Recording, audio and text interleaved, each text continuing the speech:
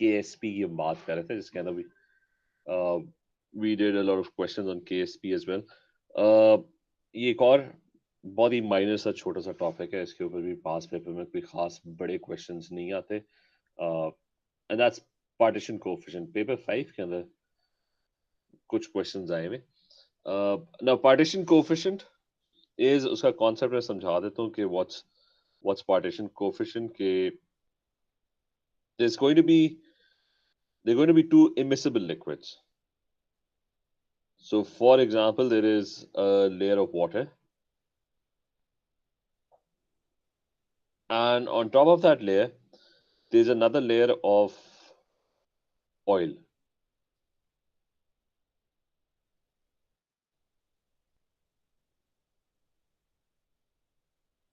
अच्छा, oil की layer है। Now this is known as और partition coefficient जो है, it's always between two immiscible liquids that they don't mix together. So whenever you have this situation, whenever you have a mixture and in which you have two liquids that don't mix with each other and they're immiscible, तो उसके अंदर partition exist करेगा। Partition is this thing, ठीक है? There's going to be a boundary, a very distinct boundary between the two layers, ठीक है? That would be known as your partition. Now what happens is कि when you dissolve a substance in this entire thing, तो ये जो layers हैं ये तो कभी mix होने नहीं वाली, ठीक है? For example, you add salt. जब आप salt add करोगे, NaCl let's say add कर रहे हो, तो NaCl might be, I mean we know that NaCl is very soluble in water, तो NaCl के particles जाके water की layer में dissolve हो जाएंगे, ठीक है? So you have all these NaCl particles randomly moving around in the layer of water. अच्छा, but they might have some solubility in oil as well. So it's that these NaCl particles, they might cross this partition and might move to the oil layer. So particles from the water layer would be moving into the oil layer, ठीक है? So imagine करो कि salt के particles हैं, वो water के अंदर dissolved थे, ऊपर से आपने oil डाल दिया, and there's a partition and the particles are constantly crossing that particular partition and moving into the oil layer. लेकिन oil के अंदर they're obviously not very soluble, so let's say if a particle crosses, another particle might actually cross the layer and move back into the water layer. At the end of the day, there's going to be an equilibrium established. Okay, the number of particles that are crossing, let's say every second one particle goes into the oil layer, every second one particle moves into the water layer. So there's going to be an equilibrium established, and we can write this. इसको salt को let's call it NaCl. अच्छा, so NaCl in water, let's call that, but it's going to be called aqueous. NaCl particles would be moving into the oil layer and coming back again. So NaCl in oil. So around this partition, there's going to be an equilibrium established where the number of particles of this solute that are moving into the oil layer and the number of particles of the solute that are moving from the oil layer back into the water layer, उनका जो rate होगा, that would be equal. ठीक है? Rate of forward reaction and the rate of backward reaction is going to be equal. ठीक है? Is this clear? Sara, is this clear? Taha, Arisha?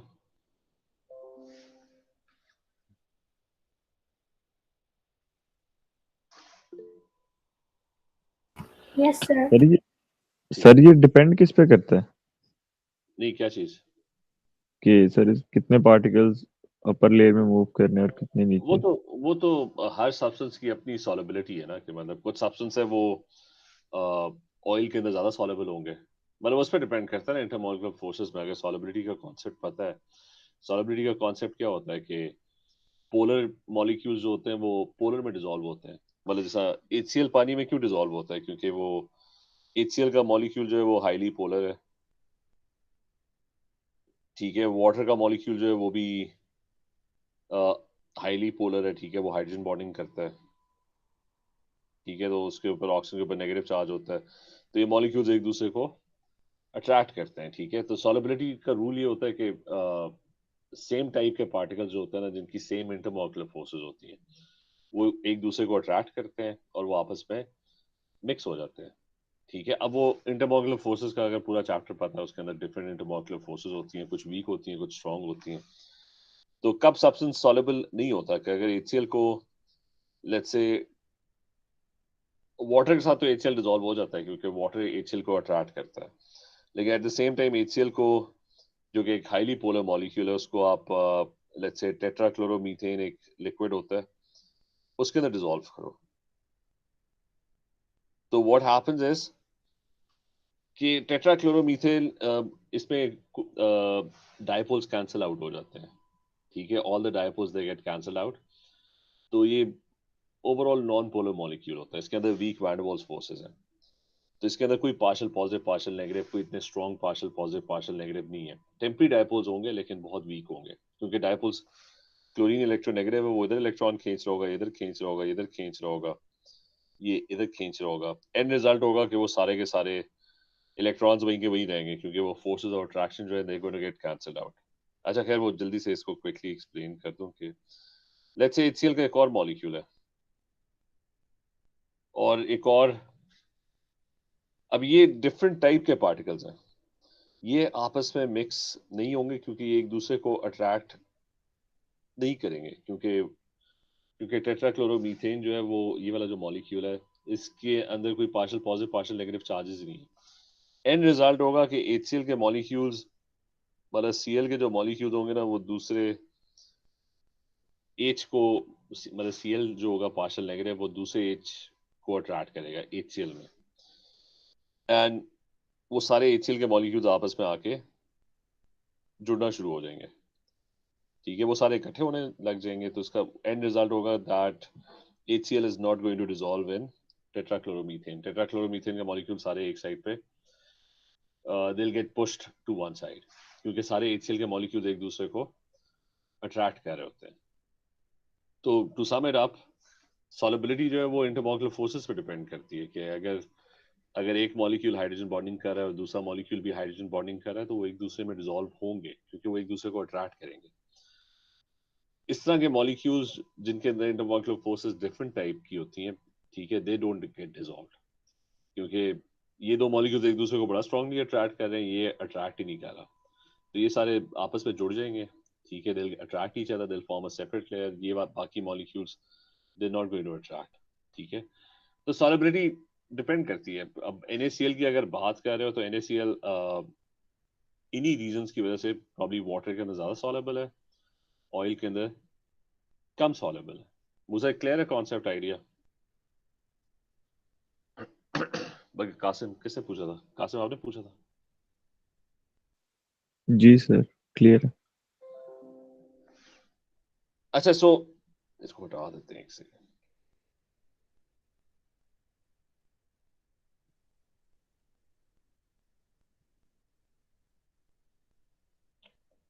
Just one second.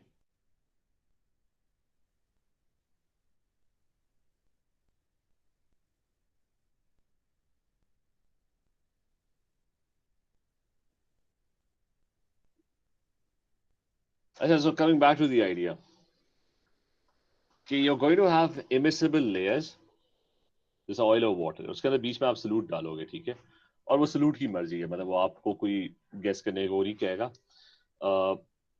Different salute है, ठीक है। और अब अगर कोई कहता है एल्यूमिनियम कार्बोनेट, हमें क्या पता एल्यूमिनियम कार्बोनेट ऑयल में ज्यादा सॉलेबल है या वाटर के अंदर ज्यादा सॉलेबल है, ठीक है, वी हैव नो आइडिया।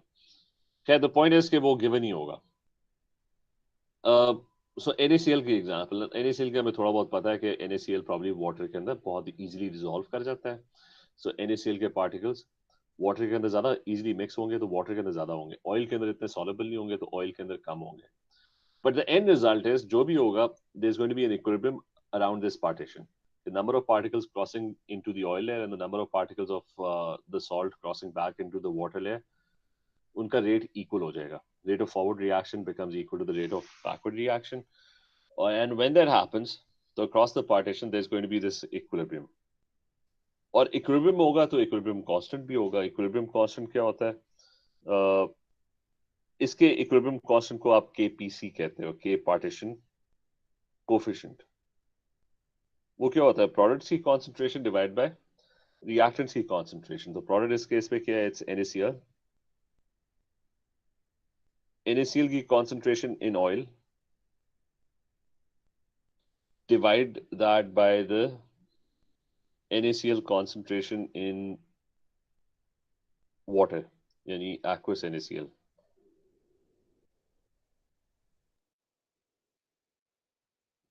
ठीक है, तो products concentration divided by the reactant concentration, जो कि equilibrium constant होता है. But this one, इसको हम further simplify कर सकते हैं. Concentration का formula क्या होता है? Concentration is moles per mole per decimeter cube. So that's concentration. So so आपने moles निकालने of NaCl in oil divide by the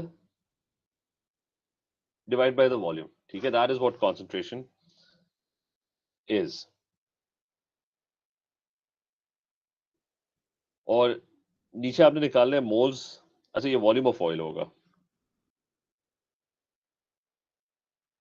ठीक है, मतलब ऑयल के अंदर कॉन्सेंट्रेशन तो मोल्स ओवर वॉल्यूम. ठीक है, मतलब होपफुली ये सारों को पता है कि कॉन्सेंट्रेशन क्या होता है. It's concentration is moles over volume. तो हम कॉन्सेंट्रेशन निकाल रहे हैं. अच्छा, उसी तरह कॉन्सेंट्रेशन वाटर के अंदर निकालो. तो वाटर के अंदर कैसा निकलेगी? It's going to be moles of NaCl in water divided by the volume of water.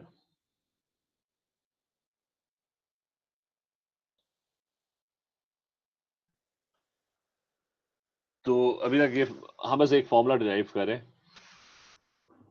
अच्छा, मोल्स आप निकालते किस तरह? मोल्स इज mass divided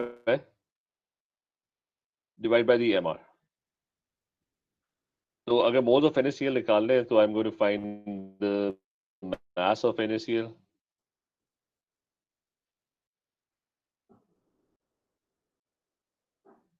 अच्छा, it's going to be the mass of NaCl.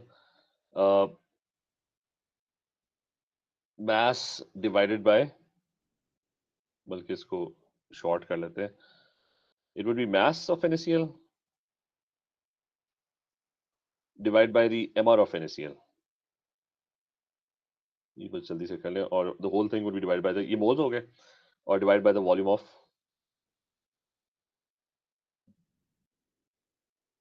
oil जिसके अंदर वो NaCl dissolved है. और नीचे वाटर था तो mass of NaCl divided by the MR of NaCl and the whole thing divided by the volume of water.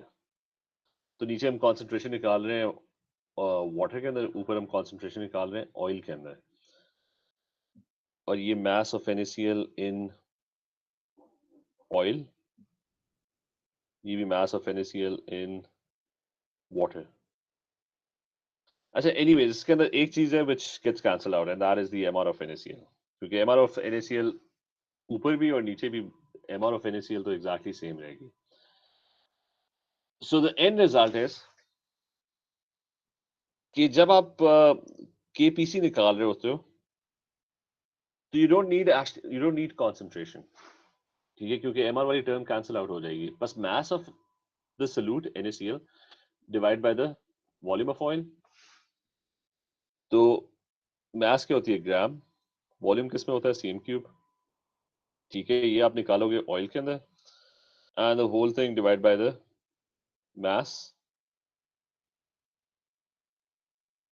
divided by cm cube और water के अंदर. ठीक है, MR वाली टर्म कैंसिल आउट हो जाती है, इसलिए you don't actually need to find concentration. वो सिंपल, अगर आपको पता है कि कितनी मास ऑयल की लेयर में डिजॉल्व है और कितनी मास वाटर की लेयर में डिजॉल्व है, तो mass divide by volume oil के अंदर और mass divide by volume water के अंदर। ठीक है, वो मोल्स निकालने वाला वो कंप्लीटली पॉइंटलेस होगा, क्योंकि जब आप MR से डिवाइड करोगे ऊपर नीचे तो वो तो वैसी एक्सप्रेशन के अंदर it's going to get cancel out. तो इसलिए कॉन्सेंट्रेशन निकालने की जरूरत नहीं है। KPC is simply this thing.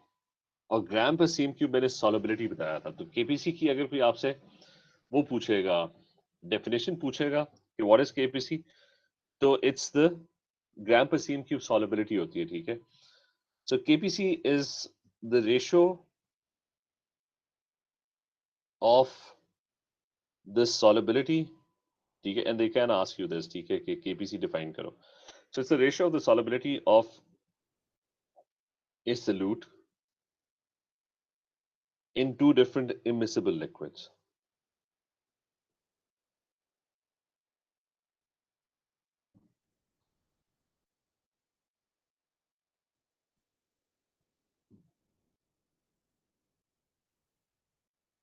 In two different immiscible liquids. So that is what KPC actually is. ठीक है, तो इसमें बस ये याद रखना कि KPC के अंदर इट्स एन इक्विलिब्रियम कांस्टेंट, जिसके अंदर आपको कॉन्सेंट्रेशन सल्यूट की इसमें ऑयल में और वाटर के अंदर निकालने की जरूरत नहीं है। सिंपली ग्राम पर सीएम क्यूब निकाल लो इसके अंदर के कितने ग्राम्स ऑयल के अंदर डिजॉल्व है और ऑयल के वॉल्यूम से डिवाइड कर दो, और कितने ग्राम्स वाटर के अंदर डिजॉल्व है और उसको उसके वॉल्यूम के साथ आप डिवाइड कर दो वाटर के वॉल्यूम से, तो you'll get gram per cm cube, और उनका जो रेशियो होगा that's basically your KPC. Is this clear to everyone? Abdul Rahman clear है? Sara, Hassan, Dua?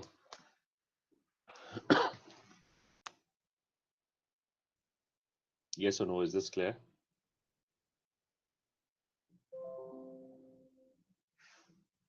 अच्छा, now we're going to do questions. So just remember, और एक और चीज, the way it's written is, इसके अंदर जो एक important चीज है, that is कि ये जो expression है, products divided by react, अगर तो उसने लिख के दिया हुआ है कि ये आपका प्रोडक्ट है, ये आपका रिएक्टेंट है। Remember, reversible reactions could be written the other way around as well, कि आप इसको इस तरह भी लिख सकते थे कि उल्टा करके NaCl oil and it's in equilibrium with the NaCl that's in water in aqueous, तो आप इसको उल्टा करके भी लिख सकते थे। तो आपका KPC का एक्सप्रेशन जो होता है प्रोडक्ट ओवर रिएक्टेंट, वो उल्टा हो जाता है, मतलब ऊपर वाटर की कॉन्सेंट्रेशन NaCl in वाटर होता, नीचे NaCl in ऑयल होता। ठीक है, so just to not have that confusion कि अगर लेट्स से इन केस उन्होंने ये इक्वेशन नहीं दी हुई, बस ये डायग्राम दिया हुआ है, अब आपको नहीं पता कि प्रोडक्ट में ऑयल वाले को रखना है या, क्योंकि रिवर्सिबल रिएक्शन है, सो इट्स उसके अंदर आप उस रिएक्शन को उल्टा करके भी लिख सकते हो, इट्स द सेम रिएक्शन। लेकिन आपका KPC का एक्सप्रेशन चेंज हो जाएगा, मतलब न्यूमरेटर और डिनोमिनेटर स्विच कर जाएंगे अगर यही एक्सप्रेशन उल्टा करके लिखा हुआ है। So one way to avoid the confusion is कि न्यूमरेटर में जो भी चीज होती है ना, it's this is called KPC between oil and water. ठीक है, जो टर्म पहले वो लिख रहा होगा ना, उसका मतलब है that layer should be kept in the numerator,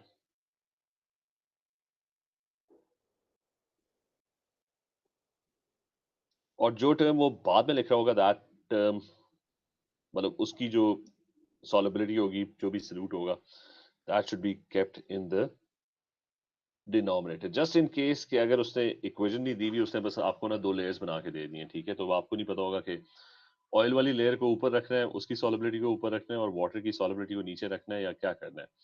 तो the expression is always written KPC between oil and water, तो उसका मतलब है oil is should be on top and water के अंदर जो उसकी सॉलिबिलिटी होगी सल्यूट की, that should be at the bottom. So we going to do one question. ठीक है, सो एक एग्जांपल करते हैं। So the question is that 10 grams of कोई भी चीज कर लेते हैं 10 grams of K2SO4 कर लेते हैं is अच्छा 10 grams of K2SO4 is mixed in 100 cm cube of water.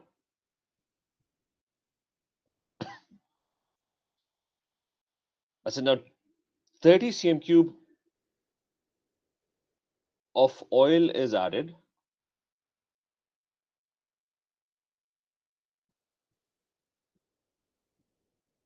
and after stirring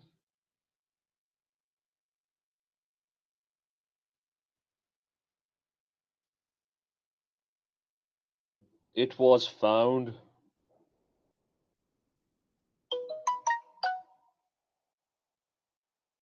it was found that 2 grams of K2SO4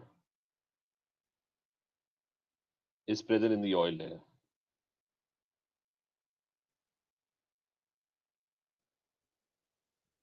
And they are asking KPC, find KPC between ये oil and water ही कह रहे हैं ना, between oil and water for K2SO4. ठीक है, remember different substances की KPC की values they're going to come out to be different. तो ये question है आपका और ये question मैं explain भी कर दूं कि question simply है कि एक container है उसके अंदर there's 100 cm cube of अच्छा in that container there's 100 cm cube of water.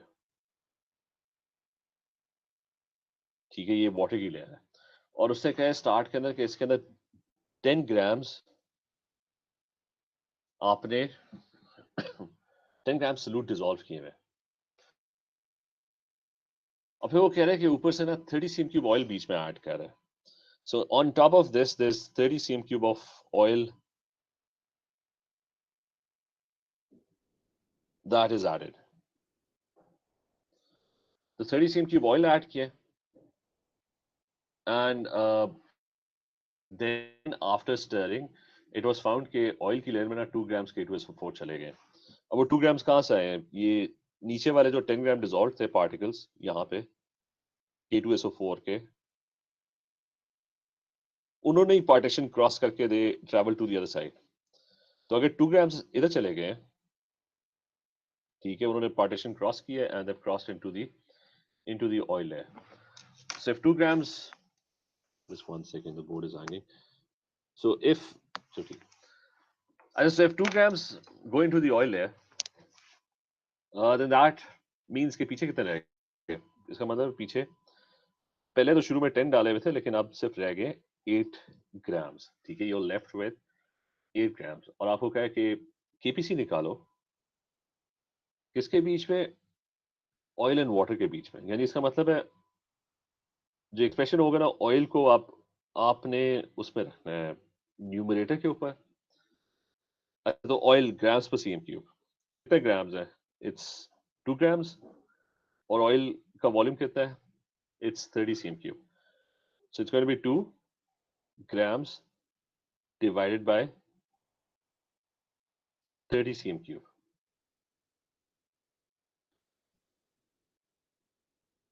और बॉटम के ऊपर न्यूमरेटर ये ऑयल का हो गया टॉप पे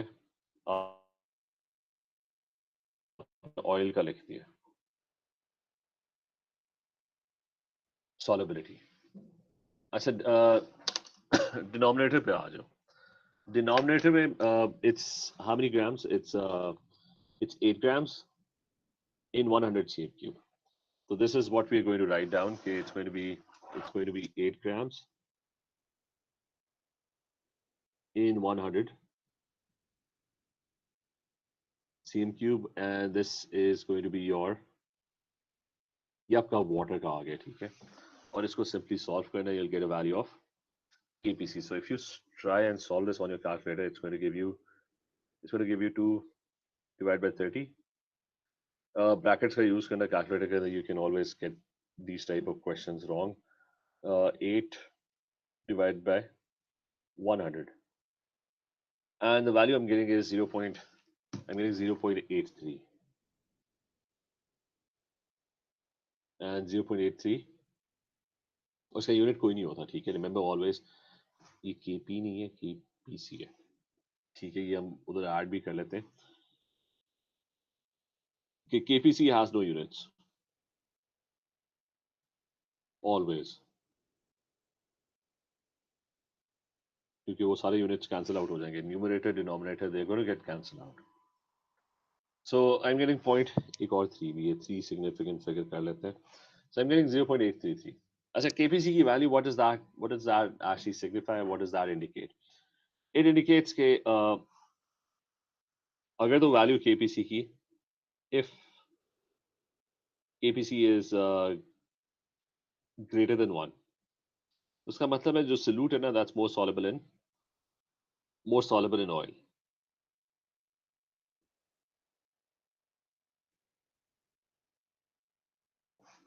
And if KPC, जैसे ये ऑयल एंड वाटर हम किए जा रहे हैं, रिमेंबर कि कोई भी दो सॉल्वेंट हो सकते हैं, ठीक है, it's not necessary as long as they immiscible.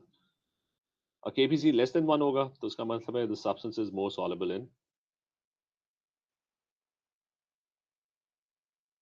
It's more soluble in oil, कहना गलत था, numerator, it's more soluble in whatever you're dealing with in the numerator solvent. और डिनोमिनेटर में आपने जो भी सॉल्वेंट रखा हुआ है,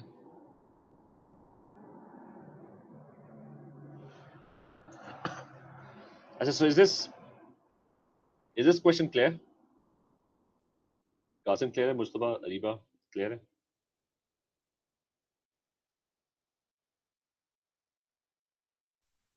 यस सर. अच्छा, खैर, अब इम्पोर्टेंट पॉइंट कि ये केपीसी का फायदा क्या है, मतलब ये पार्टीशन है और उसके बीच में आप केपीसी कैलकुलेट कर रहे हो, मैंने इसका करना क्या है, इसका मतलब रियल वर्ल्ड से क्या इसका ताल्लुक है. So the important thing is कि इट्स एवरीवेयर, ठीक है, केपीसी एवरीवेयर. फॉर एग्जांपल मतलब सबसे मेन चीज, केमिस्ट्री में आप दवाइयां बनाते हो, ठीक है, मेडिसिन, तो human body is all about partitions. मतलब ये हम ऑयल एंड वाटर वगैरह की बात कर रहे होते हैं, तो द ह्यूमन बॉडी पूरी पूरी, आपका हर सेल, आपका हर muscle, everything, there is a partition, ठीक है, there are things that are fat soluble. मतलब आपकी पूरी बॉडी जो है ना वो पार्टीशन है, फैट एंड वाटर, ठीक है, एक फैट लेयर होगी, वाटर लेयर होगी, ठीक है, सेल्स के अंदर भी, ठीक है, there is going to be fat deposits, water deposit. इसके अलावा खाली ये तो नहीं होंगे, और भी चीजें होंगी, the other things as well. तो मतलब मेडिसिन का भी यही होता है कि for example you take medicine, तो व्हाट हैपेंस इज, अब इस पे एक, what happens with medicine is, some medicine, और तो आपको हर मेडिसिन की ना केबीसी पता होनी चाहिए कि अगर वो फैट सॉल्युबल है, ठीक है, तो इवेंचुअली क्या होगा, इवन अगर आप उन्हें वाटर की लेयर में ऐड करोगे ना, इवेंचुअली आपकी जो मेडिसिन होगी ना वो सारी ट्रैवल करती हुई, पार्टीशन क्रॉस करती हुई, if it's more fat soluble, तो वो सारी की सारी मेडिसिन के जो पार्टिकल्स होंगे, देखो, to travel to the other side, ठीक है, क्योंकि वो फैट में ज्यादा सॉल्युबल है, पार्टीशन क्रॉस करके they will move to the other side. इसी तरह if your medicine is more water soluble, उसका केपीसी वाटर को फेवर कर रहा है, तो फिर वही सारी मेडिसिन उठ के, तो बिकॉज एवरीवेयर आपके ब्रेन के अंदर हर जगह, ठीक है, दे आर पार्टीशंस, तो you need to know about the KPC about whatever you're consuming, खास तौर पे मेडिसिन रिलेटेड, ठीक है, तो इसलिए आपको ना, that's one of the most important things about KPC, के it tells you कि हर जगह रियल वर्ल्ड के अंदर, not just the human body, everywhere there are partitions, ठीक है, there are two different types of substances that are not mixing with each other, and particles are constantly crossing that particular partition. तो आपको उन particles के बारे में उनके knowledge होना चाहिए कि वो वाटर के अंदर ज्यादा जाएंगे या फिर वो फैट के अंदर ज्यादा जाएंगे, या what ever the partition is.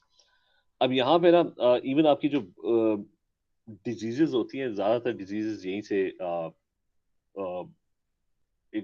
मतलब this is one of the reasons for most of the diseases, क्योंकि फैट जो होती है ना, जब मैं टोटली डाइग्रेस कर रहा हूँ, अच्छा, फैट की जो लेयर होती है ना वो आपकी बॉडी से कहीं जाती नहीं है, फैट डजंट गेट रिसाइकल, ठीक है। मतलब आपकी बॉडी के अंदर फैट के मॉलिक्यूल्स डिपॉजिट हुए हैं तो वो मोस्ट लाइकली हमेशा ही डिपॉजिट रहेंगे, ठीक है, unless you do something drastic and lose weight और व्हाटएवर। वाटर जो होता है ना दैट यूजुअली गेट्स रिसाइकल्ड, ठीक है। आपकी बॉडी कॉन्स्टेंटली वाटर को रिसाइकिल कर रही होती है, फैट को रिसाइकिल नहीं कर रही होती। तो फैट मोस्टली अब अगर आप लेट्स से कोई टॉक्सिन कंज्यूम कर रहे हो, ठीक है, आप बाहर से खाना खा रहे हो और उसके अंदर प्रॉब्ली कोई स्टायरोफोम की वो चीजें और मतलब you're consuming toxins and those toxins happen to be very fat soluble, ठीक है। तो वो जो टॉक्सिन्स हैं, अब खाना तो आप यूजुअली आपका खाना वाटर बेस्ड होता है, मतलब आपका जो डाइजेस्टिव सिस्टम है वो तो मोस्टली पानी के ऊपर ही काम कर रहा होता है। अच्छा, तो खाना आप पानी के साथ कंज्यूम कर रहे हो, वो जो टॉक्सिन्स है वो सारे वाटर के अंदर डिजॉल्व है, लेकिन आपकी बॉडी जब उनको एब्जॉर्ब करेगी and you'll find and the body will find out कि जी ये जो टॉक्सिन्स हम कंज्यूम कर रहे थे दे मोर फैट सॉल्युबल। तो ये सारे टॉक्सिन्स ट्रैवल करते हुए पार्टीशन क्रॉस करते हुए they start settling in your, जहाँ पे भी आपकी बॉडी के अंदर फैट डिपॉजिट्स है वहाँ पे जाके वो, और फिर वो वहां से कहीं जाएंगे नहीं, क्योंकि फैट जो है वो तो आपकी बॉडी रिसाइकिल कर ही नहीं रही होती, फैट तो उसने आपकी बॉडी ने बनाई स्टोरेज के लिए, ठीक है, वो तो कि बुरे वक्त में काम आएगी। तो तो so slowly what happens is you keep consuming these toxins and these toxins they continue to build up in your fat layers, जहाँ पे भी आपकी बॉडी के अंदर फैट लेयर्स है। and most of the modern diseases especially like cancer, ठीक है, this is one of the reasons के toxins keep on building up, वो recycle नहीं हो रहे, they're getting built up, ठीक है, smoking वगैरह everything, all these activities they उनका मेन जो मैकेनिज्म है that this is how they act, और these toxins when they get built up to a certain extent they cause disease, different types of disease, ठीक है। तो hopefully ये clear होगा कि वेयर इज केपीसी इंपॉर्टेंट। ये clear है सारों को? यस और no? One second, anyone? Hasan clear है? दुआ? Yes, sir. Clear. अच्छा खैर, इसी के ऊपर ना we'll do a few more questions. Now the question is opposite. Okay, now KBC value is given.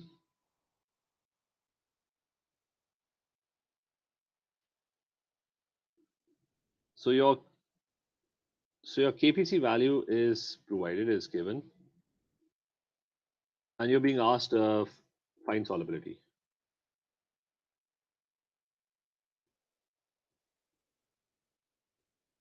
One example is, बल्कि उसी का ऊपर वाले क्वेश्चन को ही उल्टा कर लेते हैं। There's, so let's say there's 80 cm cube of water and it has 10 grams of a solute called X, ठीक है। So a random solute X that's dissolved in water, और ऊपर से you add a layer of hexane,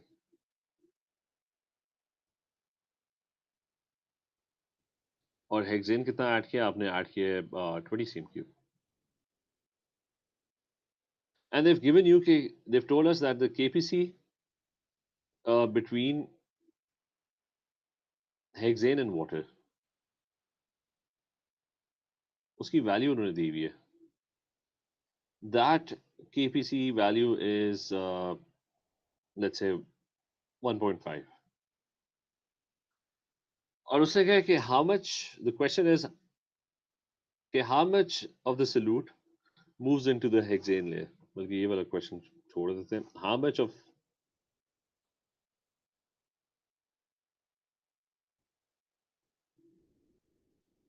of the solute goes into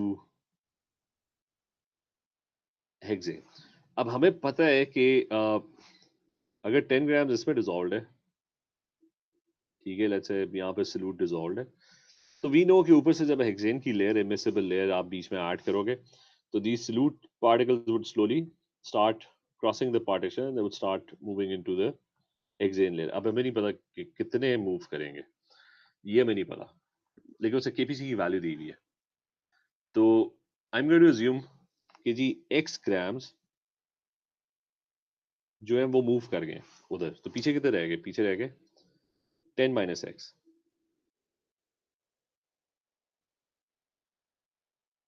ठीक है, so our assumption is, क्योंकि हमें अभी तो पता ही नहीं है कि कितने कितने ग्राम्स पार्टिकल्स हेक्सेन की लेयर में मूव कर जाएंगे। अगर तो सॉलिबिलिटी बिल्कुल ही बहुत ही कम है तो बहुत कम मूव करेंगे, अगर हेक्सेन के अंदर सॉलिबिलिटी बहुत ही ज्यादा है तो बहुत ज्यादा मूव करेंगे particles into the hexane layer. तो we can take this as x, तो अगर x ग्राम उधर चले गए तो 10 ग्राम में से पीछे कितने रह गए, 10 माइनस एक्स। अब फिर आप इसका एक्सप्रेशन बनाओगे, केबीसी की वैल्यू पता है आपको 1.5, and it's hexane and water, तो हेक्सेन को टॉप पे रखना है, तो हेक्सेन के it's x gram divide by 20, so that's x divided by 20, ये हेक्सेन की layer gram per cm cube, and the whole thing will be divided by water की layer 10 minus x, divide that by 80, and this is going to be your water वाली layer है। तो इसको बैठ के solve करो, so it's going to be, कोई ये ट्राई करे जल्दी से अगर कर ले कि x की वैल्यू निकाल दी 1.5 टाइम्स 10 और माइनस 1.5 x, ये भी डिवाइड बाई 80 है, this is also divided by 80, वहां पे क्या है, x over 20, फिर 80 से सारे को मल्टीप्लाई कर लो तो ये 80 ये 80 ये 4 हो जाएगा। अच्छा, सो x को सारा इकट्ठा करो तो इट्स 4x प्लस 1.5x, अगर मैं कोई गलती करूँ मुझे बता दो, इट्स 1.5 टाइम्स 10 कितना होता है, दैट्स कितना होता है, 15 होता है। So this is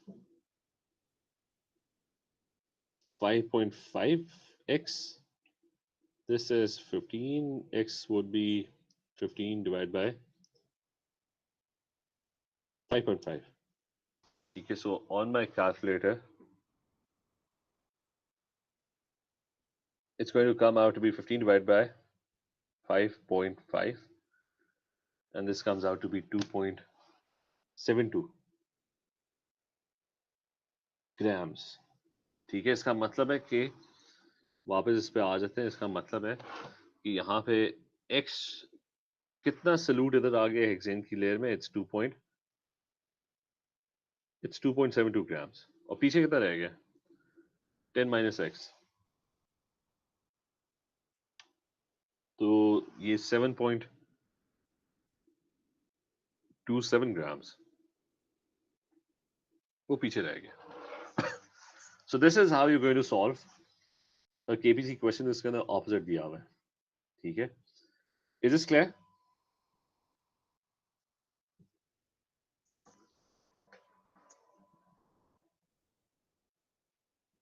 Fatma, is this clear? Mustafa, Umayma, is this clear? इसके अंदर चैट में टाइप कर लो।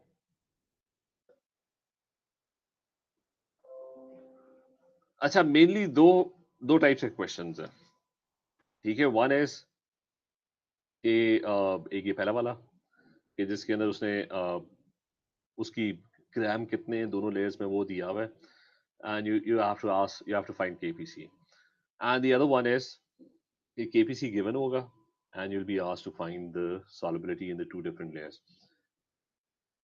तो मेनली दो टाइप्स के क्वेश्चन है।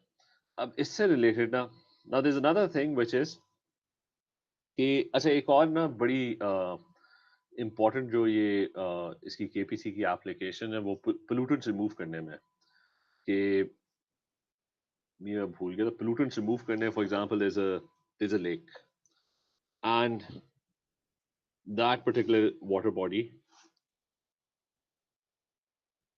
ठीक है, that particular water, I mean this is your lake या water body या कोई टैंक है स्टोरेज का और वो वाटर सप्लाई कर रहा है पूरे सिटी को, और उसके अंदर ना कोई टॉक्सिन्स है, फर्टिलाइजर्स कर लो, ठीक है, यूट्रोफिकेशन होती है फर्टिलाइजर से, तो फर्टिलाइजर्स है वो बीच में मिक्स हुए हैं, ठीक है, प्रॉब्ली रिवर्स, जिन रिवर से आ रहा है वहाँ पे there is a lot of fertiliser being added. तो व्हाट दे डू इज के उस लेक के अंदर ना, I mean the water gets treated और एक और कोई सब्सटेंस बीच में मिक्स किया जाता है, और उस सब्सटेंस को मिक्स करने का पर्पस होता है कि जब आप वो सब्सटेंस बीच में ऐड करते हो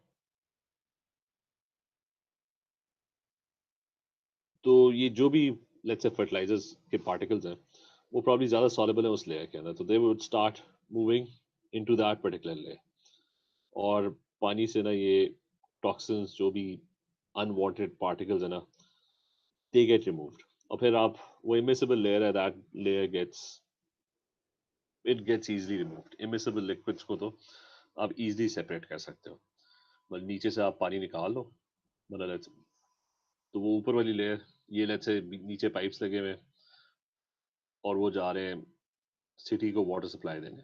अच्छा खैर ये एग्जांपल मैंने इसलिए किया है कि हमारा पर्पस क्या होगा, हमने मैक्सिमम पार्टिकल्स को ना रिमूव करना है कि वो उस दूसरी लेयर के अंदर ना, जो भी वो दूसरी लेयर है वो उसके अंदर शिफ्ट हो रहे हैं, ठीक है, maximum particles. Now one rule is कि जैसे हमने यहाँ पे किया था, हमने हेक्सेन ऐड किया था, तो हेक्सेन मतलब यहाँ पे 10 ग्राम्स पहले सल्यूट डिजॉल्व थे वाटर के अंदर, हमने जब ऊपर से हेक्सेन ऐड किए तो 2.72 ग्राम्स उस लेयर में शिफ्ट हो गए, ठीक है. Now how can you increase the quantity of hexane, और not hexane, of this thing, कि हम same amount of hexane use करें लेकिन हम मैक्सिमम अमाउंट ऑफ सल्यूट जो है ना वो एक्सट्रैक्ट कर सकें कि वाटर से निकल जाए और हेक्सेन में आ जाए.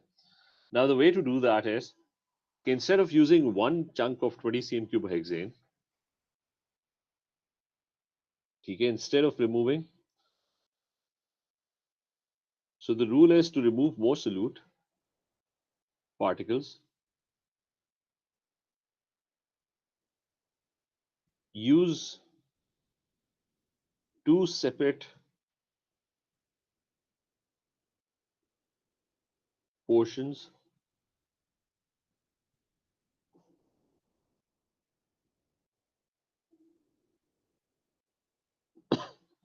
I said to use two separate portions of 10 cm cube of hexane, ठीक है, और अगर आप दो सेपरेट 10 cm cube hexane बारी बारी, ठीक है, first add 10 cm cube and then throw that away, then add another 10 cm cube layer and then throw that away as well. तो फिर देखते हैं कि कितना सल्यूट एक्चुअली एक्सट्रैक्ट होगा. ये वाला पार्ट जो है ना ये फिर हम कल करेंगे कि आप अगर सेम, तो मैं फिर से वो आइडिया दे दूं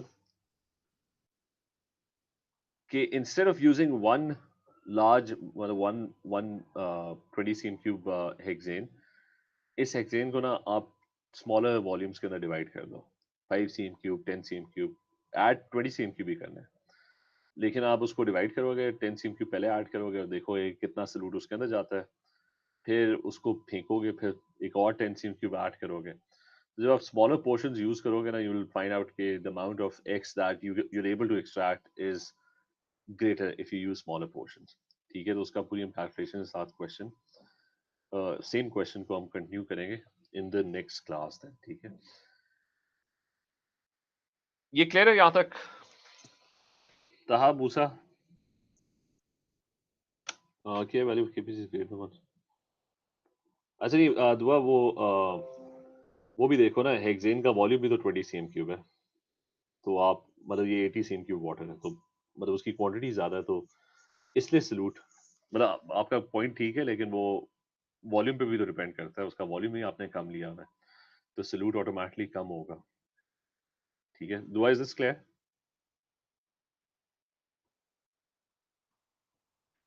ठीक है चलिए, write present before you leave, ठीक है, once you written present then you can leave.